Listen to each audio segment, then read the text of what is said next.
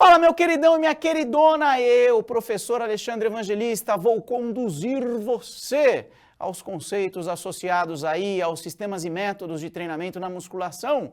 Vamos falar um pouquinho sobre conceito de treino de força, vamos falar um pouquinho sobre montagem de programas, vamos falar um pouquinho sobre métodos e montagens dos próprios programas, vamos falar de sistemas de treinamento, eu vou falar para você como a gente organiza o treino para iniciante, intermediário e avançado. Então tudo isso a gente vai ver num conteúdo muito bacana, teórico e aplicado ao que é a musculação. Bom, começando, vem comigo, ó. Vamos começar com alguns conceitos básicos, simples, sobre treinamento de força, que muito provavelmente você já viu. Por isso que eu vou resumir bem ao passant aqui, de forma bem direta, objetiva e aplicada. Bom, quando a gente fala em exercícios resistidos, olho na tela aí, você hoje tem aí muitos direcionamentos do exercício resistido ou dos exercícios resistidos. A saúde, por exemplo, a reabilitação, a estética, que é o mais procurado hoje em dia, o famoso bumbum na nuca, né? Eu arrisco até a dizer que às vezes a gente passa um pouquinho da dose nas redes sociais, falando aí sobre exercício para glúteo, qual que é o melhor exercício para glúteo. Se você for parar para pensar, isso é meio doideira, mas é assim que funciona, né? O mercado demanda isso. Quando a cliente ou o cliente mesmo vem te procurar, o que eles querem? Ficar com um shape bacana. E a gente tem que atender a necessidade do mercado. Mas o que a gente esquece às vezes é disso daqui, ó, a saúde. Treinar força é muito bom para a saúde. A primeira coisa que você ganha quando você começa um programa de exercício, nesse caso seu cliente ou sua cliente começa um programa de exercício, é a saúde. E a gente focado o tempo inteiro na estética. Mas de novo, eu entendo. Eu mesmo nas minhas redes sociais eu faço bastante isso, né? Lá no Instagram. Mas vamos lá. E existe também hoje um apelo muito grande para competição. Como é aí a musculação competitiva para os bodybuilders e as suas categorias aí, tanto masculinas quanto femininas. Bom, como é que a musculação se desenvolveu, então, o treinamento de força? Na década de 50, era performance, ok? Era mais desempenho, rendimento, eles treinavam nos ginásios, que era tudo fechado. Aí, na década de 60, 50 para 60, indivíduos comuns, população, mas era muito pouco procurada, e trabalhou muito com reabilitação de guerra. Nas guerras que haviam, soldados voltavam feridos, sem alguns membros, e aí eles trabalhavam o treinamento de força como forma de reabilitação, principalmente em alguns países da Europa e nos Estados Unidos. Na década de 70 e 80 começou o culto ao corpo nas academias, e aqui a gente já fala um pouquinho do Brasil. É claro que naquela época, poucas mulheres frequentavam a academia, pois achava-se que se você treinasse força, você ia ficar igual aqueles fisiculturistas. Nessa época o Arnold Schwarzenegger já começava a despontar. Então achava-se que você ia ficar igual o Arnold Schwarzenegger em Conan o Bárbaro. E na verdade não tem relação nenhuma, né? A gente sabe hoje que no caso das mulheres, por exemplo, e mesmo dos homens, tá? Você fazer o treinamento de força regular dificilmente vai ficar com um braço grande. O que a gente vê muito nas redes sociais hoje é um pouquinho da distorção. E muita gente que aparece nas redes sociais fazendo vídeo, fazendo reels, são pessoas que além de treinar e ter uma alimentação regrada, elas também fazem uso de recursos ergogênicos, tá legal? E na década de 90, olha só que curioso, foi quando surgiu o primeiro guideline do colégio americano acerca aí do treinamento de força. Na década de 90 era tudo muito obscuro ainda. O colégio americano de medicina esportiva, ele recomendava a prática do treinamento de força de 2 a 3 vezes na semana, em dias não consecutivos. E não tinha nenhuma recomendação correta, né, assertiva, sobre volume, intensidade, tipo de exercício. Hoje, olha só como a gente já evoluiu em termos de treinamento de força e ciência. Hoje você tem um monte de coisa bacana sobre o treinamento de força, disponibilizado na literatura. Você tem muitas variáveis, inclusive, eu vou abordar algumas aqui com você. Você vai ver como a ciência evoluiu. Na década de 90, o que surgiu também aqui no Brasil? O personal trainer. Então você tinha aí algumas estrelas de Hollywood que não conseguiam na academia para treinar, porque o assédio era muito grande. Então o que elas decidiram fazer? Principalmente Madonna e Demi Moore aí, tá? O que elas decidiram fazer? Montar uma academia em casa e contratar um treinador personalizado para passar treinos específicos para elas. Então, basicamente, surge aí a profissão personal trainer. Essa profissão chega ao Brasil na década de 90 e, boom, explode dos anos 90 até aí a metade dos anos 2000. Muita gente ganhou muito dinheiro fazendo treinamento personalizado e hoje é disseminado o treinamento personalizado com uma demanda muito grande no mercado ainda, independente da região que você esteja, ou da hora aula, ou da sessão, o valor da sua sessão, hoje ainda existe uma demanda muito grande por treinadores personalizados. E aí, basicamente, vamos para o que interessa então? Quando você faz força, quando você trabalha com recrutamento das suas fibras musculares, você tem fibras do tipo 1, que são as vermelhas, as lentas, em esportes de endurance. Eu consigo trabalhar recrutando fibras do tipo 1 na musculação? Eu consigo também, só que aí a carga tem que ser baixa, em torno de 30% a 50% de um RM. E se eu quiser hipertrofia dessas fibras, então eu consigo também? Consegue com cargas baixas. Eu consigo também hipertrofia de fibras do tipo 2, são as fibras rosadas ou brancas, de contração mais rápida, que trabalham em cima do metabolismo glicolítico, porque fibras do tipo 1, a gente trabalha com metabolismo oxidativo, né? Fibras do tipo 2, eu trabalho com metabolismo glicolítico. São essas fibras que eu recruto na musculação quando vou aí utilizar cargas em torno de 60% a 80% de um RM. Então, é esse tipo de fibra que eu trabalho e são essas fibras que hipertrofiam bem. Eu consigo hipertrofiar tanto fibra do tipo 1 quanto do tipo 2 quando eu faço treinamento de força? Eu consigo. Eu consigo direcionar a minha hipertrofia? Eu consigo. Se eu trabalho com cargas mais baixas, por exemplo, como eu já citei aqui, 30% a 50% de um RM, por exemplo, eu vou recrutar fibras do tipo 1.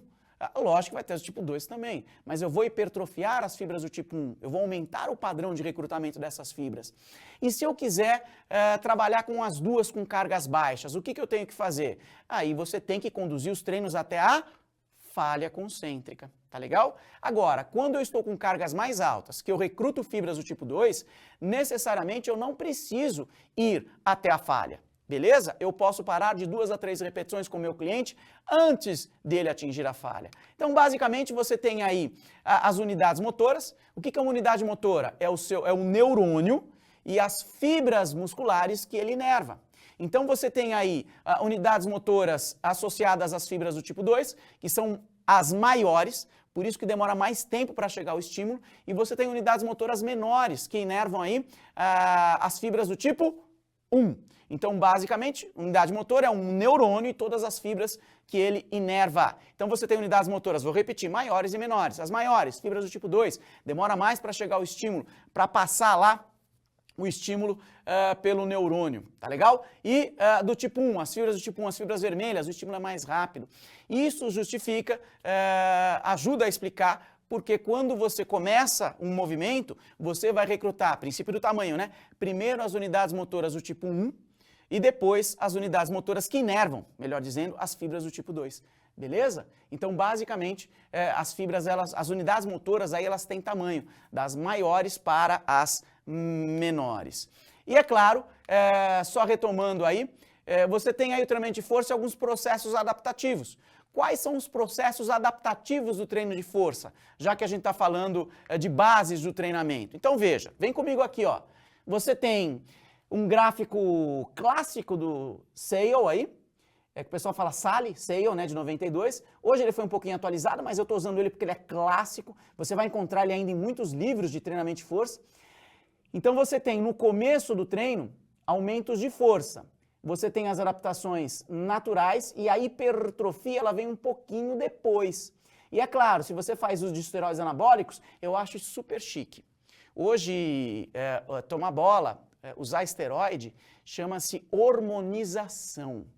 Não é mais usar esteroide, é terapia de reposição hormonal. Eu acho fantástico quando você dá um nome chique para um conceito que já existe há muito tempo e que não tinha um nome tão gourmet assim. Aí é mais fácil de aceitar, né? Olha, eu tomo bola, eu tomo anabolizante. Não. Eu faço uso de terapia de reposição hormonal. Não é mais chique? Você não imagina a pessoa te falando isso tomando uma taça de vinho? Olha que bacana. Então vamos lá. Você tem aí, no final é tudo a mesma coisa. Você tem aí os esteroides, que aumentam as adaptações em termos de força e hipertrofia. Mas o que essa imagem do Sale de 92 nos mostra? Que as adaptações neurais, elas ocorrem primeiro do que as adaptações morfológicas do músculo. Então, primeiro você ganha força e depois você tem aumento da área de seção transversa, tá legal? Então, basicamente, nas primeiras sessões de treino, até nas primeiras semanas, você ganha mais força do que hipertrofia. Não que não haja hipertrofia no começo também, ela existe, só que é uma hipertrofia um pouquinho mais sarcoplasmática. Tá legal? A hipertrofia miofibrilar, ela acontece aí após algumas semanas de treinamento. Bom, vamos continuar aqui então com o nosso bate-papo. Já que eu falei que força vem primeiro e hipertrofia vem depois, vamos dar uma olhadinha então nas adaptações crônicas do treinamento de força? Então vamos lá, vem comigo, ó. Treinamento contra a resistência. Porque para hipertrofia, você precisa de 3 coisas, né? Você precisa da atenção mecânica, que tem associação com a carga de treino. Você precisa do estresse metabólico, que tem relação com o metabolismo. Nesse caso, treinamento de força, metabolismo glicolítico, onde você vai produzir o lactato, que não é vilão, ele é mocinho. E você tem também a produção dos íons de hidrogênio, que geram fadiga. E você tem também o dano muscular. Precisa ter o dano tecidual para você ter a ressíntese, a reconstrução e, em longo prazo, a hipertrofia. Então, quando eu falo em treinamento contra a resistência, é tudo aquilo que envolve essas 3 variáveis. Mas, é claro, eu falo especificamente do treinamento de força, beleza? Da musculação. Então, quando você faz um treinamento contra a resistência, você melhora o padrão de recrutamento das unidades motoras. Você tem aumento da área de seção transversa. Será que você tem hiperplasia? O que é hiperplasia? Então, imagina o seguinte, ó, hipertrofia. A célula muscular está aqui, ó. Quando você treina 8, 10, 12 semanas, a célula faz isso aqui, ó, ela aumenta o tamanho. A hiperplasia, você tem as células musculares aqui, você tem a célula muscular aqui. Depois de 8 a 10, 12 semanas, você tem agora outras células. Então, enquanto hipertrofia é o aumento no tamanho da célula, hiperplasia é o tamanho no número de células musculares. Será que a hiperplasia ocorre? Até hoje, os estudos falam que não. E se ela ocorrer, ela vai ocorrer em indivíduos muito treinados e vai ser responsável por 5 a 10% no aumento do tamanho do músculo. Então, é desprezível esse aumento. Hoje sabe-se que a hiperplasia em seres humanos ela não acontece. Das fibras musculares, não. Você tem hiperplasia, olha que má notícia, das células adipócitas. Então, nos primeiros anos de vida, você tem hiperplasia de célula adiposta. Por isso que a gente tem que tomar cuidado com a ingestão alimentar de crianças. E você tem hiperplasia quando as mulheres ficam grávidas. Por isso que elas têm que tomar cuidado para não ganhar peso muito acima do limite saudável durante a gestação. Mas quando se fala em célula muscular, a hiperplasia, ela praticamente não existe. Tá legal? Então, veja. A hipertrofia, ela ocorre, essas adaptações agudas e crônicas, elas ocorrem por fatores neurais, fatores endócrinos e vias de sinalização que envolvem a biologia molecular.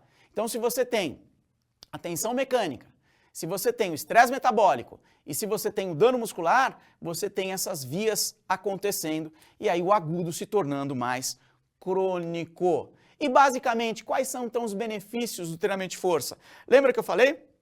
Saúde, quais são os benefícios? Você consegue ver na imagem que eu estou te trazendo aqui, ó. O treinamento de força melhora a força, melhora a coordenação, melhora o perfil lipídico, aumenta a massa magra, aumenta a taxa metabólica de repouso, controla a pressão arterial, melhora aí a resposta ao estresse fisiológico do exercício, diminui massa gorda, aumenta a densidade mineral óssea, melhora aí o funcionamento do sistema endócrino e cardiovascular, aumenta a agilidade e a velocidade no caso do treinamento para o rendimento. E o Colégio Americano, como eu falei, desde a década de 90, ele recomenda o treinamento de força como método essencial para o desempenho, a saúde e, é claro, em longo prazo, que a gente precisa ter isso em mente, para a estética. Então tá aí, espero que tenha ficado claro essas primeiras aí dicas sobre os processos adaptativos associados ao treinamento de força, musculação.